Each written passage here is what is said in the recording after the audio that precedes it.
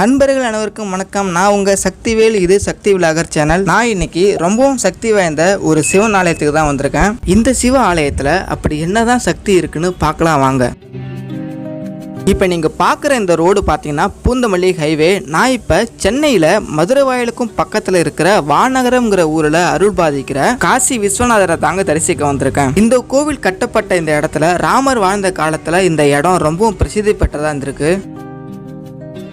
ராமரோட 2 மகன்களாகிய லவனும் குசனும் கோயம்பேட்டில் இருக்கிற சிவன் ஆலயத்தில் பூஜை பண்ணிட்டு இருந்தாங்க. அவங்கள பார்க்கறதுக்கு ராமர் தன்னோட வானர கூட்டங்களை அழைச்சிக்கிட்டு வந்தப்ப இந்த இடத்துல வழி தெரியாம இருந்துட்டாங்க. அந்த நேரத்தில் ராமரும் வானரங்களும் காசியில் இருக்கிற சிவனை நினைச்சு வழிபட்டு வந்தாங்க. இவங்க வேண்டினதை கேட்டு அப்படியே காசியில் இருக்கிற விஸ்வநாதர் இந்த இடத்துல தோன்றி நீங்க போக வேண்டிய இடம் இதுதான் ஒரு வாயில காட்டினாரு. அந்த வழி ரொம்பவும் அழகான மதுரம் நிறைந்த வாயிலா இருந்ததுனால அந்த ஊர் பேரு மதுரை வாயில்னு பேர் வந்துச்சு. அதனாலேயே இந்த இடத்துல வானரங்கள்லாம் சேர்ந்து இந்த இடத்துல ஒரு கோவில் எழுப்பியிருக்காங்க.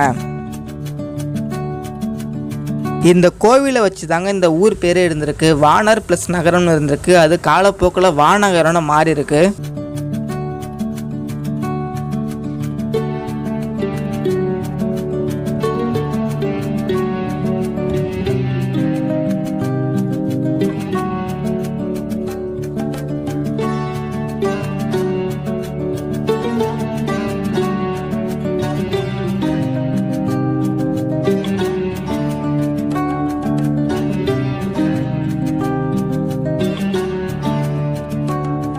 நீங்கள் சென்னையில் இருந்தீங்கன்னா கண்டிப்பாக இந்த இடத்துக்கு வாங்க. இந்த இடத்துக்கு வந்து இந்த கைலாசநாதரை வணங்கிட்டு போங்க. நம்ம சேனல் யாராவது புதுசாக பார்க்குறீங்கன்னா மறக்காமல் சப்ஸ்கிரைப் பண்ணி ஃபாலோ பண்ணிக்கோங்க. நம்ம அடுத்த ஒரு நல்ல ஆன்மீக ஸ்தலத்தில் சந்திக்கலாம்.